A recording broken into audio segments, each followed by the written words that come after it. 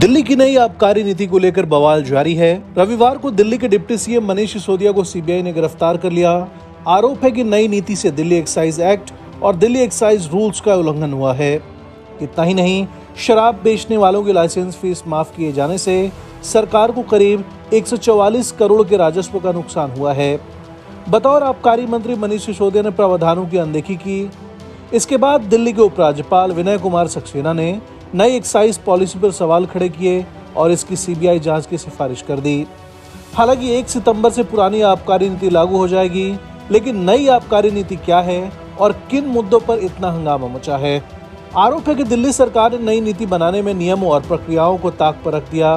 नीति लागू कराने के लिए आबकारी मंत्री को कई अधिकार दे दिए गए।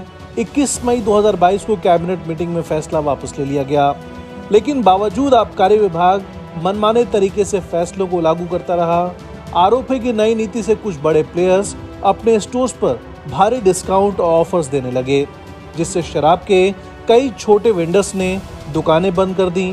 आरोप है कि सरकार ने एक्साइज विभाग के शराब विक्रेताओं की 144 करोड़ की लाइसेंस फीस माफ कर दी। दरअसल दिल्ली की नई आबकारी नीति 2021 में लागू हुई थी। नई नीति के तहत पूरी दिल्ली को 32 जोन में बांटा गया। बताया जा रहा है कि इनमें से करीब 849 लाइसेंस आवंटित किए गए थे। हर जोन में औसतन 26 से 27 शराब की दुकानें खुल रही थी। खबर के मुताबिक कुल 849 में से करीब 650 दुकानें खुल गईं।